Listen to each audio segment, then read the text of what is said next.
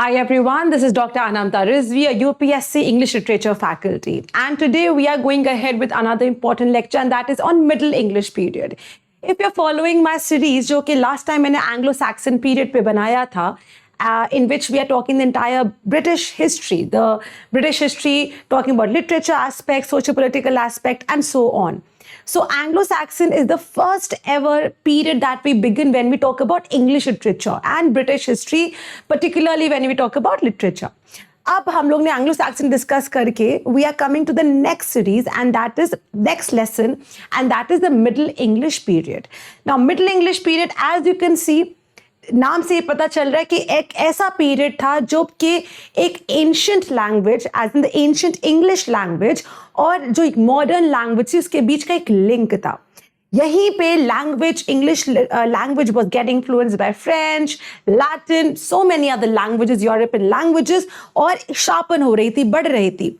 यहाँ पे डिसाइड हो रहा था कि कौन सी लैंग्वेज आगे आएगी, क्योंकि मासेस की लैंग्वेज तो इंग्लिश थी, लेकिन जो रूलर्स थे, जो एरिस्टोक्रेटिक थे, उनकी लैंग्वेज फ्रेंच थी. एक्लेसियास्टिकल मतलब जो कि रिलीजियस अथॉरिटीज थी, उनकी लैंग्वेज लैटिन थी. सो इस तरह से इंग्लिश कैसे आई और कौन से टेक्स्ट आए थे, कौन से राइटर्स आए थे, किस थीम्स पे लिखते थे. Today we are going to discuss all of this.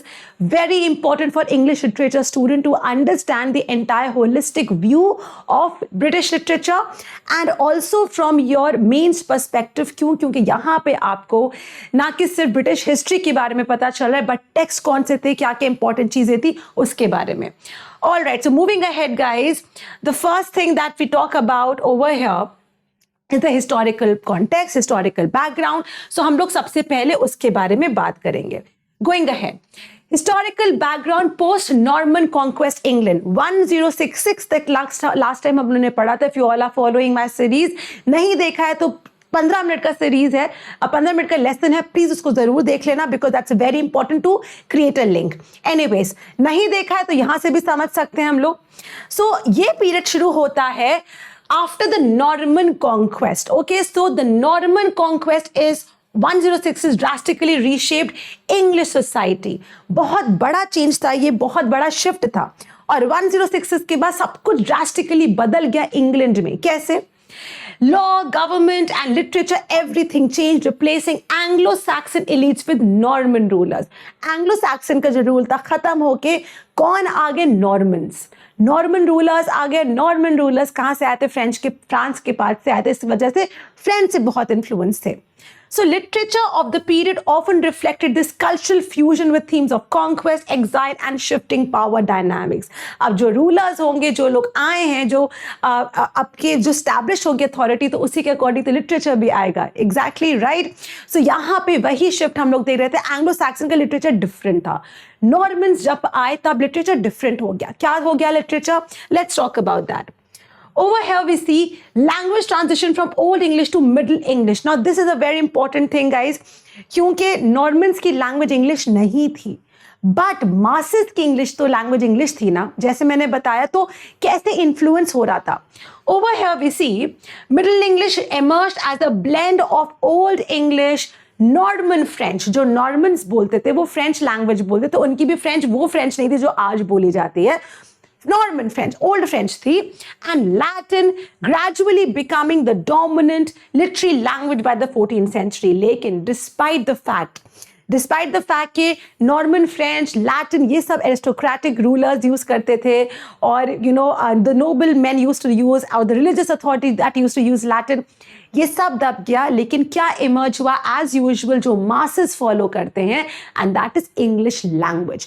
English language eventually धीरे धीरे 11th सेंचुरी से 12th, 13th, 14th सेंचुरी तक आके ये पता चल गया था कि इंग्लैंड में इंग्लिश का ही जोर होगा.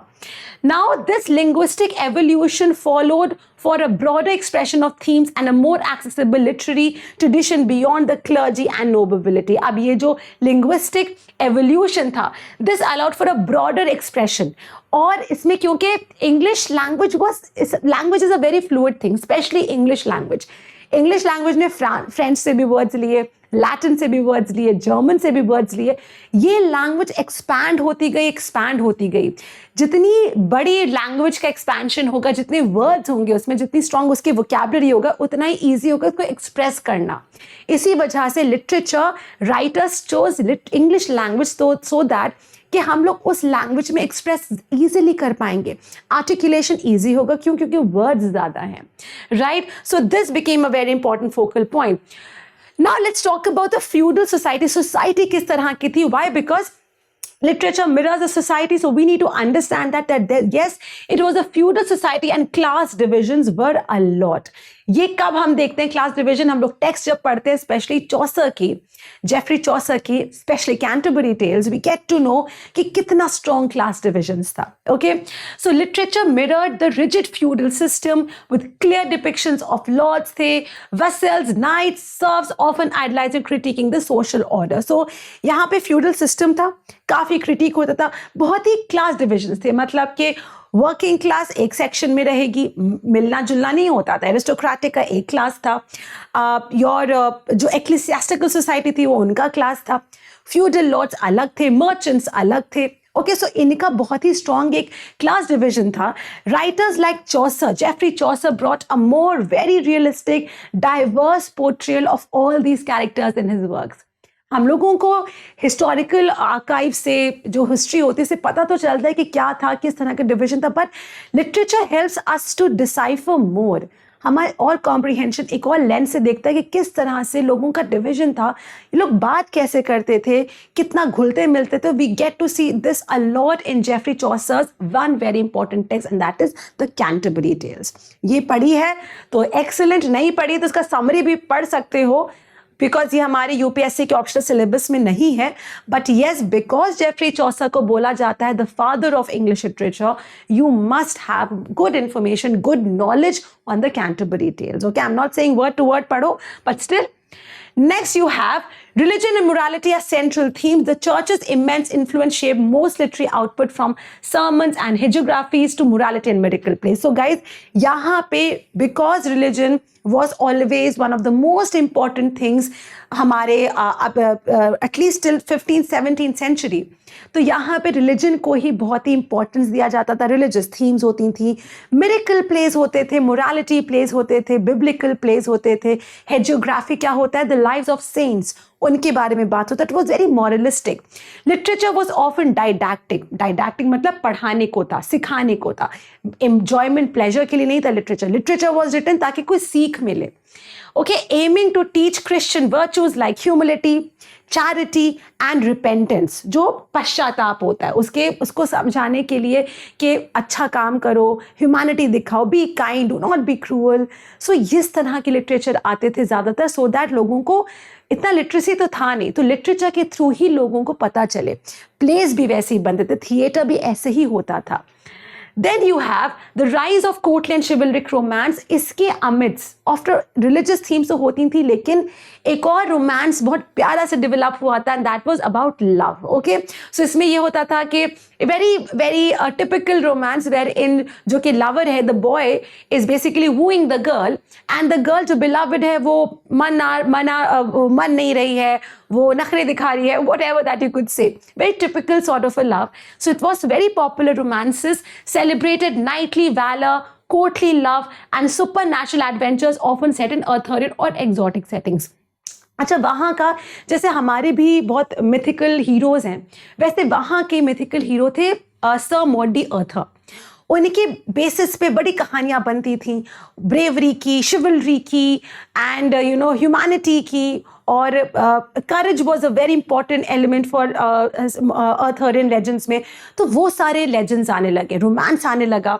These tales reinforce social ideals of क्या क्या चीज़ें फिर जैसी जैसी कहानियाँ होंगी, जो लिटरेचर होगा, जो जैसे कि आज की तारीख में हमें सिनेमा, हमारे सोशल मीडिया और बुक्स भी अब कितना हमें इन्फ्लुएंस करती है, वैसे ही वहाँ के टाइम पर there was nothing but books. तो जो टेक्स्ट में लिखा जाता था बड़ा इन्फ्लुएंस करता था। तो क्या क्या चीज़ें थी? Loyalty, bravery and the pursuit of honour reflecting the values of the aristocratic codes they were written for. Okay, so these were the ideas जो कि बहुत ही ज़्यादा पॉपुलराइज होने लगे। Geoffrey Chaucer the father of English literature, जैसे मैंने बोला इनका जेफरी चौसर का one of the most important text of the Middle English period is Geoffrey Chaucer का द कैंटरबरी टेल्स। तो अगर ये मैं कोई और एग्जाम पढ़ा रही होती जहाँ पे बहुत ही ज़्यादा डिटेल में जाने की ज़रूरत है तो I would have discuss more, और मैं कहती कि इसको ज़रूर पढ़ना, but for UPSC as a UPSC civil servant and as well as in your course, क्योंकि आपके यूपीएससी ऑप्शनल कोर्स में नहीं है ये, I will not go into the detail, but this is a very wonderful work, very seminal, और इसके बारे में इसकी नॉलेज तो होनी चाहिए। नहीं कि कोई बात करे जेफरी चौसर की Canterbury Tales can you are clueless, नहीं, ऐसा नहीं होना चाहिए। You must know about this work, क्योंकि जेफरी चौसर ने जब ये किया, first of all Geoffrey Chaucer ने पूरा टेक्स्ट इंग्लिश में लिखा, तो this was a huge step by Geoffrey Chaucer, क्योंकि वो जिस लैंग्वेज में लिखते, क्योंकि he was so popular and he was such a wonderful writer, such a genius writer that other writers would have also followed him, but he did not right in French और Latin, जो कि Nobel class की language थी, religious authority की language थी। उन्हीं ने लिखा मासेस की लैंग्वेज में ताकि सब पढ़ पाएं इंग्लिश। तो इंग्लिश लिटरेचर जब उन्होंने लिखा, इसमें जेफरी चौसर ने कैंटरबरी टेल्स में बात की है, many characters, around 31 characters total हैं, ये सब जाते हैं कैंटरबरी सर थॉमस बेकेट को श्रद्धांजलि देने के लिए। Okay, so they all go. अब रास्ते में, क्योंकि लंबा सफर है, कोई एरोप्लेन तो है नहीं ना कोई शिप है, so they are just travelling, and the way they are travelling, सब लोग एक अपने एंजॉयमेंट के लिए कहानियां सुनाते हैं एक दूसरे को। ओके, दो कहानियां सबको सुनानी होती हैं। अब जब वो कहानियां सुनाते हैं तो उनमें उनका कैरेक्टर पता चलता है, उसके बाद उन कैरेक्टर्स के खुद के कुछ फीचर्स होते हैं जो कि हमें बताता है कि कितना स्ट्रॉन्ग डिवीजन था, क्लास डिवीजन था। जेफरी चौसर क्यों फेमस हुए? क्योंकि उनका डिस्क्रिप्शन बेहद खूबसूरत, and you can say it was extremely interesting and very realistic. Okay, so this is the reason that Geoffrey Chaucer, the Canterbury Tales, is considered one of the most significant seminal texts of British literature. Okay, उन्हीं ने इसके अलावा भी बहुत work लिखे, poetry भी लिखा है, specially the use of iambic pentameter, rhyme रॉडन ने बनाया है, and all those things, so that is important. Allegory in didactic literature, अच्छा, और भी काफी सारे राइटर्स थे, जैसे Piers Plowman use symbolic figures. बहुत, जैसे मैंने बताया कि डायडैक्टिक लिटरेचर वो होता है जहाँ पे जो भी लिखा जाता है वो इस पर्पज से लिखा जाता है कि जो रीडर होगा वो पढ़ के कुछ सीखेगा। Okay, so this was the reason. वैसे ही पियर्स प्लोमन हो गई, या कुछ भी विलियम लैंगलिन का था पियर्स प्लोमन, और इस तरह से लिखा गया था कि लोगों को जब पढ़ें तो कुछ सीखें। So these text serve dual purposes, entertaining the readers and urging them towards a more moral and religious path, कि अच्छे बनो, अच्छे इंसान बनो, रिलीजन की तरफ चलो, and so on. Then you have next women in Middle English literature. Now, as usual, the women were not as much as there were male writers. However, there was few female writers. For instance, Marjorie Kemp थी जैसे. So इनका जो basically ideas थे literature के प्रति, it was limited to religious themes. कि औरतों को कैसे रहना चाहिए, रिलीजन औरतों को क्या सिखाता है। So these were the things. कोई स्टोरीज नहीं थी या कोई इंटरेस्टिंग प्लेस नहीं थे, but there were few writers who were there, female writers, so they were basically much more religious in nature. बहुत कम ऐसे राइटर्स हैं। मार्जरी केम्प, जैसे मैंने बताया, Margery Kempe was one of the first writers, female writers who wrote, but it was basically religious. Popular genres and literary forms कौन कौन से थे? ड्रीम विजन, जैसे एक सपना आया है किसी को, उसके ऊपर कहानियां होती थी, जैसे पियर्स प्लोमन सपने पे थी। बीस fables, the nun's priestesses, Canterbury Tales में 20 फेबल्स मतलब एनिमल्स की थी, थोड़ा फैंटास्टिकल होते थे, 20 फेबल्स होते थे। ओके, एंड डिबेट पोएम्स भी बड़ी होती थी कि दो कैरेक्टर्स डिबेट करेंगे, ये सही है ये गलत है। ओके, तो इस तरह की बातें होती थी। Oral ballad and folk literature, though often anonymous, captured regional dialects, popular concerns and communal storytelling traditions. ये होता था।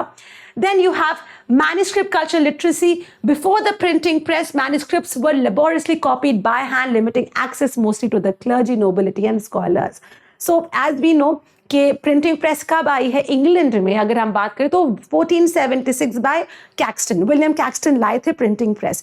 इससे पहले गुटेनबर्ग जर्मनी में प्रिंटिंग प्रेस आ गई थी। तो विलियम कैक्सटन जर्मनी से ही ये वाला टेक्नोलॉजी लेके आ गए थे, इन्वेंशन लेके आ गए थे ये इंग्लैंड में, और इनने बड़ा इसमें यहाँ पे यूज किया था। लेकिन इससे पहले तो कुछ भी नहीं था। इससे पहले लोग बस लेबोरियसली कॉपी करते थे बुक को, तो सबके पास तो आ नहीं सकता था क्योंकि महंगा बिकता था, एक्सपेंसिव होता था, तो सिर्फ रूलर्स, नोबिलिटी, स्कॉलर्स ये सब खरीद सकते थे। With William Caxton introduced a printing press in 1476, many things changed, and of course उसके बाद जब हम पढ़ेंगे, हम लोग ज़रूर पढ़ेंगे, जब हम लोग रेनेसा के पीरियड पढ़ेंगे कि किस तरह से विलियम कैक्सटन का printing press brought a huge revolution in the entire history of British literature। वहीं से हमारे कितने अच्छे लिटरेचर सामने आते हैं। And then lastly, legacy influence on later literature. The Middle English period laid the linguistic and thematic groundwork for the English Renaissance, especially narrative structure and poetic form. The period's fusion of sacred and secular themes continued to influence writers like Shakespeare, who drew on medieval romance and morality plays. So, guys, ये जो literature था, ये हमें बहुत सारा literature देखने को नहीं मिलता है। One of the most important is Geoffrey Chaucer का the Canterbury Tales. This should be your takeaway that yes, middle English period से अगर हमें कोई सेमिनल राइटर था तो जेफरी चौसर थे, एंड कैंटरबरी टेल्स की बहुत इंपॉर्टेंट थी। हाउएवर मिडिल इंग्लिश पीरियड ने ये काम बहुत किया था कि that they influenced the Renaissance period, जो कि आप लोग हम नेक्स्ट में पढ़ेंगे, जिसमें शेक्सपियर आए थे, यूनिवर्सिटी विट्स आए थे, मेटाफिजिकल पोएट्स आए थे। तो that period influence the Renaissance period a lot, and इसी वजह से वो लिटरेचर इमर्ज होके आए जो अभी हम लोग सब पढ़ते हैं। So guys, with this, I'm coming to an end with the Middle English period. I hope you all enjoy the lecture. And ये series जो शुरू किया है मैंने, Anglo-Saxon हो गया है. Do look at that video. And then today was the Middle English. And then tomorrow I will be discussing about the Renaissance period. So stay tuned, wait for more lectures, and definitely learn whatever that is being shared. Thank you everyone. Have a good day.